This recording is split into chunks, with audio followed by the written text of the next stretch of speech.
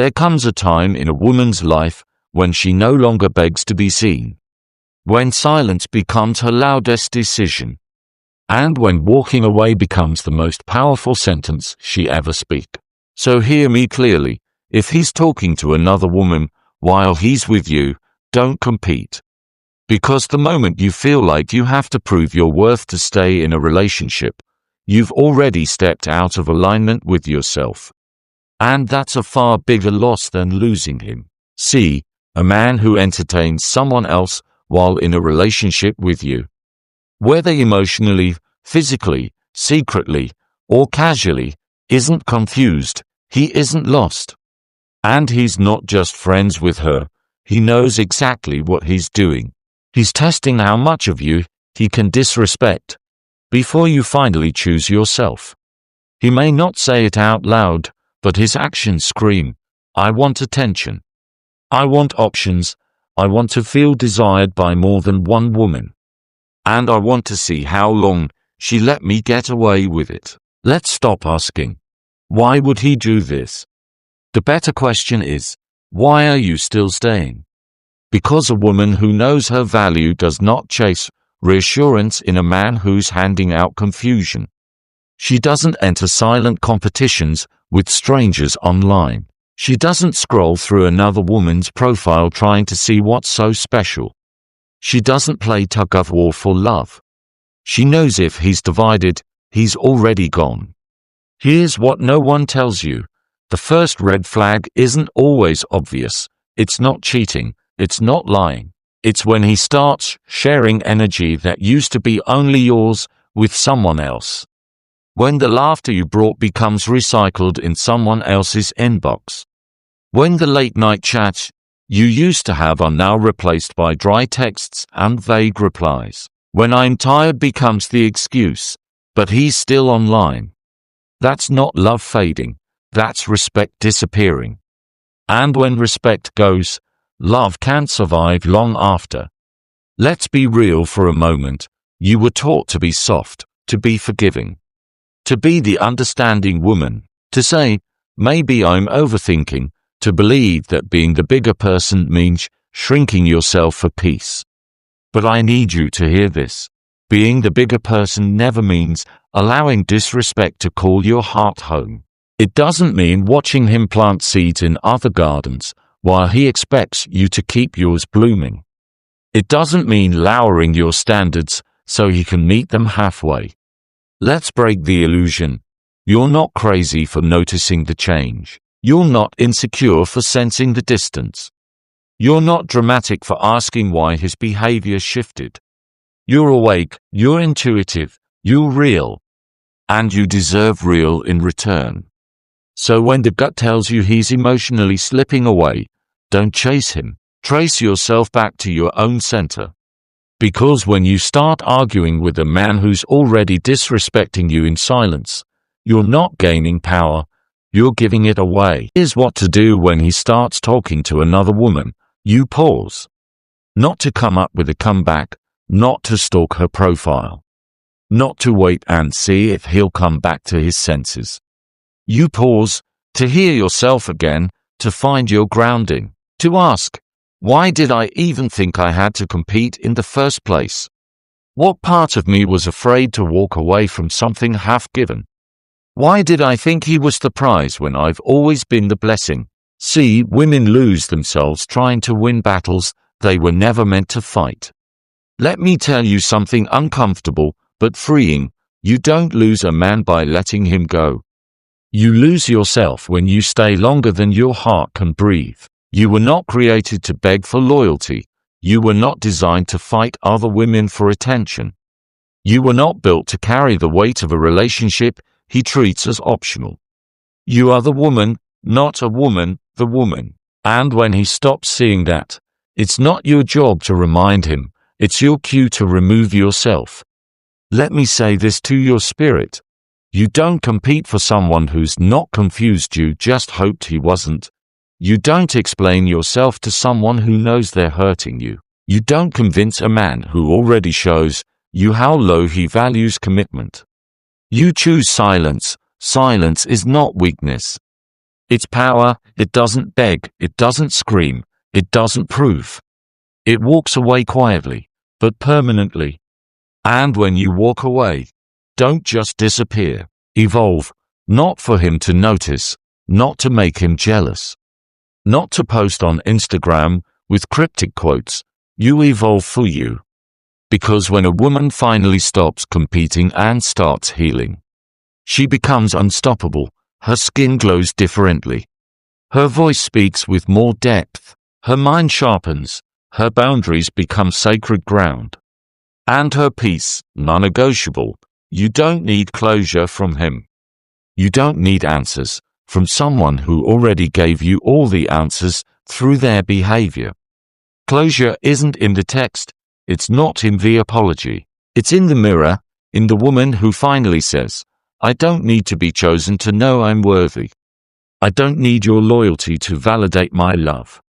I don't need to fight for a spot in your life. I am the table. And yes, it hurts. Not just because of what he did, but because of the part of you that still believed he could be better. You weren't wrong for loving deeply. You weren't weak for hoping. You weren't naive for giving him a chance to grow. But now you know. Growth doesn't happen in environments where you're constantly being emotionally starved. You deserve reciprocity. You deserve wholeness. You deserve love that doesn't make you question if you're enough. Let me close with this. You were never hard to love. You were just loving someone who didn't know how to value your depth. You were never too much. He was just too small for the weight of your loyalty. You were never overreacting. You were just reacting to someone who kept gaslighting your intuition. So, the next time he flirts with other women while holding your hand, don't raise your voice, raise your standards. Don't investigate her. Reinvest in you. Don't fight for him. Fight for your peace. Because a man who truly loves you doesn't create competition. He creates certainty. He doesn't confuse you, he reassures you. He doesn't flirt with others, he chooses you daily. And any man who fails to do that was never yours. He was just a detour on your journey to self-love. So now you know what to do. Don't compete, withdraw, heal, elevate, and never look back. Because the glow-up isn't revenge, it's redirection. And this time, the path leads back to you. Now listen. The hardest part isn't always letting go.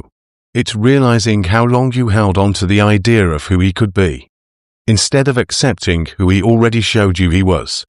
It's not just the betrayal that breaks you. It's the self-betrayal that hurts the most, the way you ignored your gut, the way you covered for him in conversations with your friends, the way you kept showing up fully for someone who was showing up halfway.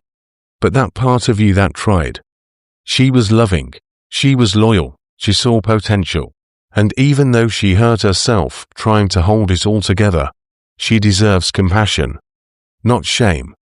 So now that you've paused, now that the silence has wrapped around you like a mirror, what's next? You reclaim your energy. Let me walk you through it step by step. Because healing isn't just a moment, it's a decision repeated daily. Step 1. Reclaim your mind. You've spent so long analyzing his behavior that you forgot to observe your own. You forgot how often you second-guessed yourself. How many times you cried and then wiped your tears before anyone could see. How many journal pages you filled with, maybe it's me. How many times you reread old messages trying to figure out where things shifted. But now, you pull your mind out of his maze. You reclaim your thoughts and feed them truth. I was never too much. He was simply too unsure to handle real love.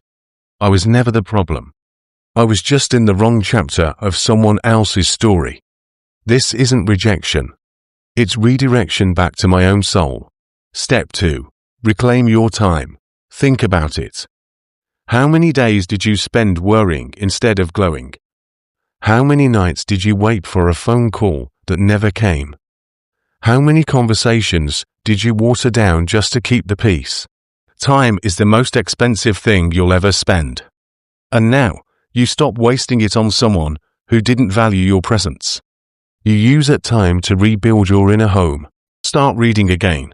Start walking in silence with music that heals. Start creating. Start dreaming. Don't just fill the space, fill it with you. Step 3. Reclaim your body. Yes, your body. Because betrayal doesn't just sit in the heart. It lodges in your chest, your shoulders, your stomach, your breath. You start feeling tired, heavy, disconnected from your own reflection. You start blaming your looks instead of blaming his choices. But let me tell you, you are still beautiful. You are still whole. You are still magnetic, especially when your soul begins to glow again. So eat like your body deserves healing. Move like your future deserves strength. Dress like your reflection deserves love. And touch yourself with kindness, not criticism. Step 4. Reclaim your spirit. This one is deeper than the rest, because when a man hurts you, it's not just emotional. It shakes your identity. You start questioning if you're lovable, if you'll ever find someone real, if maybe you're cursed with bad luck in love. But baby, this isn't a curse. It's a call back to God. Sometimes, God lets that man fall from your life, not because you were unworthy, but because he was protecting you from staying too long in a place he never assigned you to. That relationship was draining your purpose, dimming your light, weakening your standards, slowly separating you from your divine worth. Now you return. You return to prayer, to quiet, to journaling the truth, to asking God, what lesson was I meant to learn? What did this reveal about me? How can I rise from this? And you listen, not just for his voice, but for your own again. Now let me tell you what happens after you reclaim yourself. You stop texting first. You stop checking to see if he watched your story. You stop wondering if she's prettier. You stop begging your phone to ring. Because healing gives you your power back, and power doesn't chase, it attracts. And here's the secret. He'll feel it. Oh yes. The moment you go quiet, the moment you no longer engage, he'll notice the void where your energy used to be. And trust me, he'll reach out. Maybe it'll be subtle. Hey, just checking in. I hope you're good. I was thinking about you. Or maybe it'll be bold. I miss you. I messed up. Can we talk? But listen to me, and listen carefully. The real test isn't whether he comes back. It's who you are when he does. Will you shrink again? Will you soften because of an old memory? Will you fall back into familiar pain? Or will you say, I'm not the same woman you left behind? Because you've elevated now, and you've made peace with walking away, and you know that any man who causes you to compete for his love is not a man built to protect your soul. Here's what's real. Sometimes you have to choose you, even when you still love him. Sometimes the goodbye doesn't come with closure.